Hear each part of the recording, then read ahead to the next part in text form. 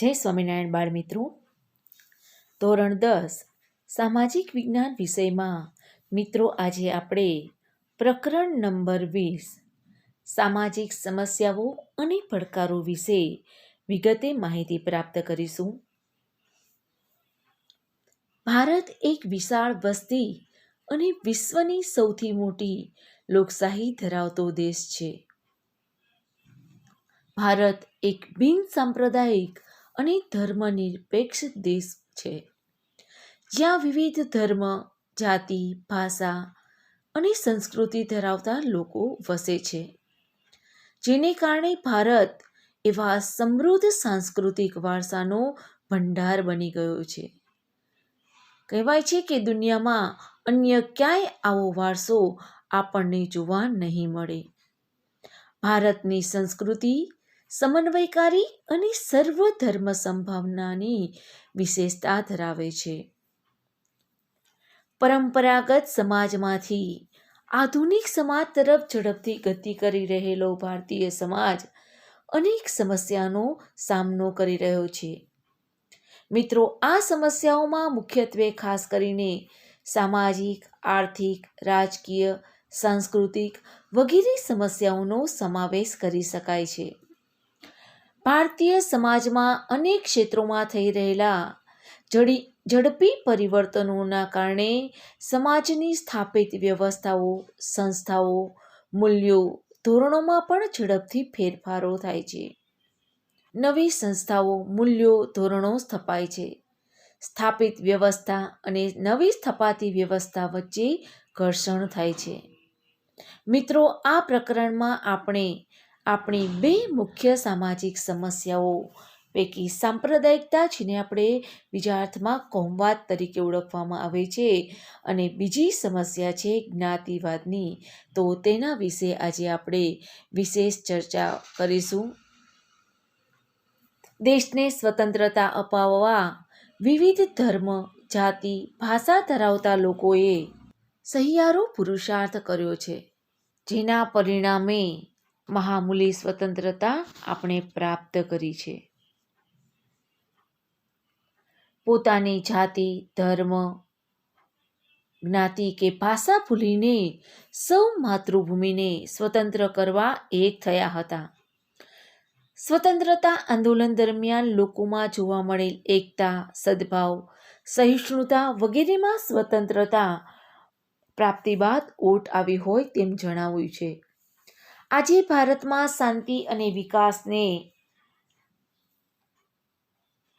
અવરોધતા જાતિગત ઝઘડાઓ, સાંપ્રદાયિક ઘર્ષણો, પ્રાદેશિક હિંસા જેવા નકારાત્મક પરિબળો જોવા મળે છે, જેમાં જ્ઞાતિવાદ અને સાંપ્રદાયિકતા એ સામાજિક તણાવ અને આંતરવર્ગીય હિંસાને જન્મ આપનારા મુખ્ય પરિબળો છે. તે આપણી રાષ્ટ્રીય એકતા, સામાજિક સદ્ભાવના, બિનસાંપ્રદાયિકતા અને લોકશાહીના જે મૂલ્યો છે એ મૂલ્યો સામેના ગંભીર પડકારો ઊભા થયા છે. તો મિત્રો, પહેલી જ આપણી અહીંયા સમસ્યા છે સાંપ્રદાયિકતા. તો પ્રશ્ન આપણને થાય છે કે સાંપ્રદાયિકતા એટલે શું, અથવા તો સાંપ્રદાયિકતા કોને કહેવામાં આવે છે?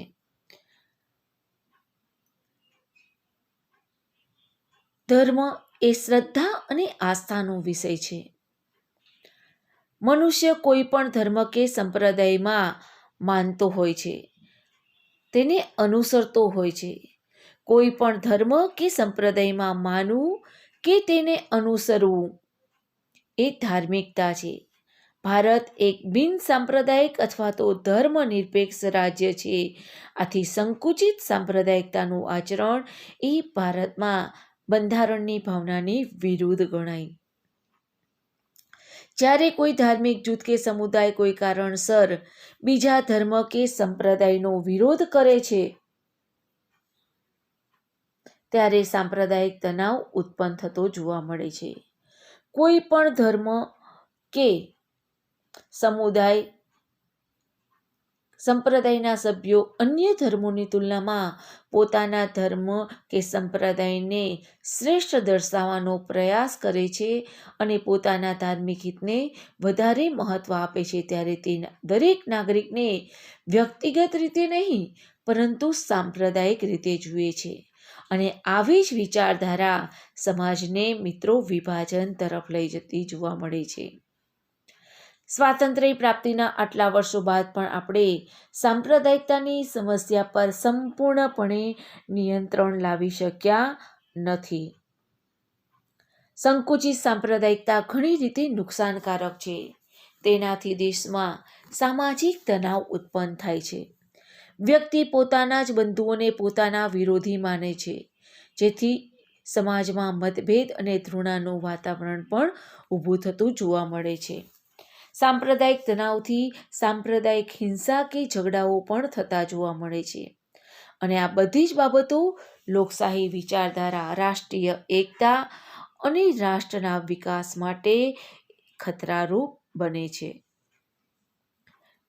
બીજો મુદ્દો છે મિત્રો, સાંપ્રદાયિકતા સામે સંઘર્ષ. મિત્રો, આપણે જાણીએ છીએ કે સાંપ્રદાયિકતા એ વ્યક્તિ, સમાજ અને રાષ્ટ્રના વિકાસને અવરોધતું પરિબળ છે. તેને જેટલું દૂર રાખીએ તેટલું હિતાવહ છે.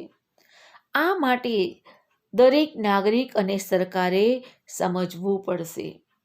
સાંપ્રદાયિક તત્વો પોતાના સ્વાર્થ ખાતર જ તેનો ઉપયોગ કરે છે, જેથી આવા તત્વો સામે નાગરિક અને સરકારે સખતાઈપૂર્વક સામનો કરવો જ રહ્યો. કોઈ પણ સંજોગોમાં તેની સામે ઝૂકવું નહીં અને સમાધાન કરવું નહીં. તો તે બાબતને પણ ખાસ ધ્યાનમાં લેવી. સાંપ્રદાયિકતા દૂર કરવાનું અસરકારક જો કોઈ કાર્ય કરી શકનાર કોઈ માધ્યમ હોય તો તે શિક્ષણ છે. આપણા શિક્ષણમાં અને અભ્યાસક્રમોમાં મિત્રો બધા જ ધર્મોની સારી બાબતોને સામેલ કરવામાં આવે છે. તેમજ શાળામાં યોજાતી સર્વધર્મ પ્રાર્થનાઓ, સામાજિક પર્વોની ઉજવણી વગેરે જેવી પ્રવૃત્તિથી બાળકોમાં તમામ ધર્મ પ્રત્યે આદરભાવ પણ કેળવાતો જોવા મળે છે. આ ઉપરાંત સાંપ્રદાયિક વિચાર પર આધારિત રાજકીય પક્ષોને માન્યતા આપવી નહીં. ચૂંટણી માટે ખાસ આચારસંહિતા બનાવીને ચુસ્તપણે તેનો અમલ કરવો અને કરાવવો. આપણે એવા દેશની જરૂર છે કે જે સાંપ્રદાયિક હિંસાને સમાપ્ત કરવામાં સક્ષમ, સબળ અને નિષ્પક્ષ હોય. રેડિયો, ટીવી, સિનેમાઘરો સામાન્ય નાગરિક સુધી પહોંચાડવાના શ્રેષ્ઠ દ્રશ્ય શ્રાવ્ય માધ્યમો છે. તેમણે સર્વધર્મ સંભાવ સહિષ્ણુતાનો પ્રચાર કરવો જોઈએ. રાષ્ટ્રીય હિતો અને રાષ્ટ્રવાદને પ્રોત્સાહન મળે તેવા કાર્યક્રમો રજૂ કરવા જોઈએ. આ માટે યુવાનોએ પણ આગળ આવવું પડશે. યુવાનોમાંથી સાંપ્રદાયિકતાની ભાવના દૂર થાય અને વૈજ્ઞાનિક દ્રષ્ટિકોણ ખીલે તેવા પ્રયત્નો શૈક્ષણિક અને સામાજિક ક્ષેત્રે કરવા જોઈએ. ધાર્મિક વડાઓ અને રાજકીય નેતાઓએ સાથે મળી દેશના વિકાસ માટે સાંપ્રદાયિકતાને નાથવા પ્રયત્નો કરવા જોઈએ. સાંપ્રદાયિકતા દૂર થાય તે માટે યુવાનોએ પણ આગળ આવવું જ પડશે. આ માટે માત્ર સરકારે જ નહીં, સમાજે પણ વિશિષ્ટ પ્રયત્નો કરવા જોઈએ. સમાજના બુદ્ધિજીવીઓ, રાજકીય નેતાઓ, ધાર્મિક વડાઓ વગેરે સાથે મળીને દેશના વિકાસ માટે સાંપ્રદાયિકતાને નાથવા અને નષ્ટ કરવા નિષ્ઠાપૂર્વકના પ્રયત્નો કરવા જ પડશે. ધર્મ, જ્ઞાતિ, પ્રાંત, ભાષાથી ઉપર રાષ્ટ્રહિત, રાષ્ટ્ર ગૌરવ છે તેવી સમજ લોકોને એક તાંતણે બાંધે છે અને તે રાષ્ટ્રવાદ અને રાષ્ટ્રીય એકતાને પોષે છે. મિત્રો, હવે પછીનો આપણો મુદ્દો છે જ્ઞાતિવાદ. ભારતની સામાજિક સંરચના જ્ઞાતિ પર આધારિત છે.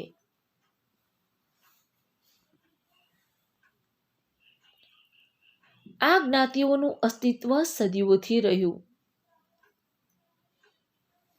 જ્ઞાતિવાદની પ્રારંભિક પરિકલ્પના આજે છે તેના કરતાં પ્રાચીન સમયમાં જુદી હતી.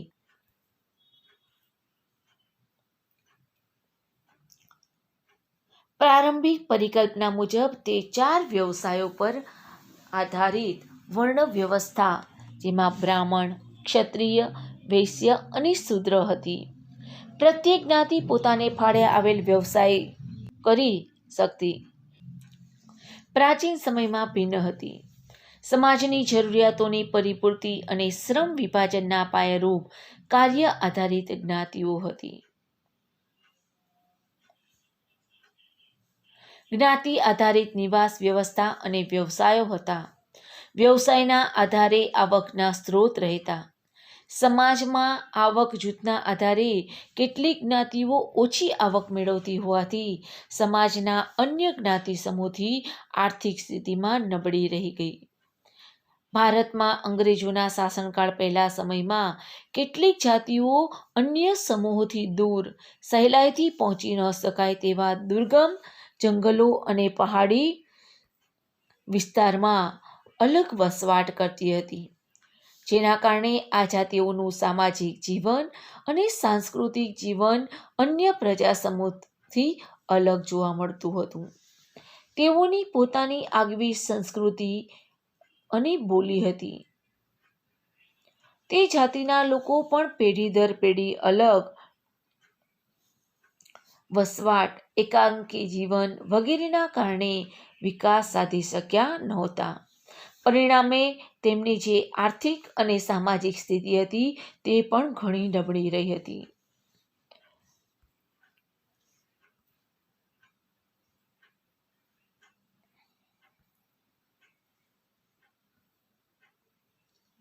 લઘુમતીઓ, નબળા વર્ગો અને પછાત વર્ગોના હિતોના રક્ષણ માટે બંધારણીય જોગવાઈઓ.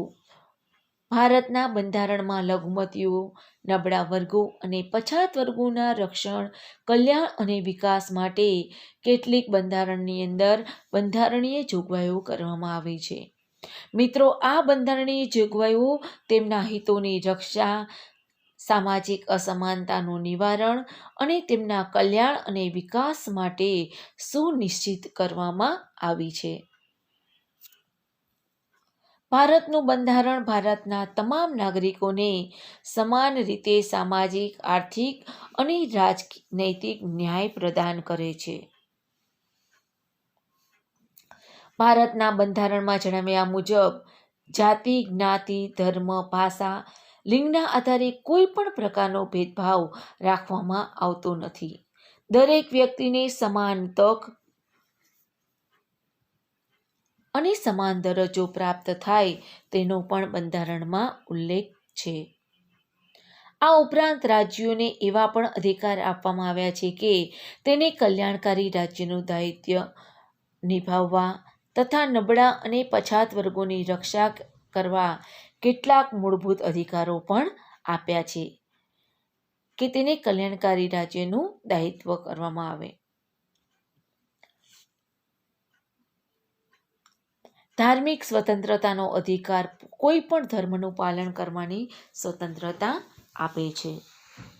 લઘુમતીઓ, નબળા વર્ગો અને પછાત વર્ગોને બંધારણીય હક આપવા પાછળનો મુખ્ય ઉદ્દેશ એ છે કે તેઓને રાષ્ટ્રમાં સમાન તક, ન્યાય અને દરજ્જો આપવો.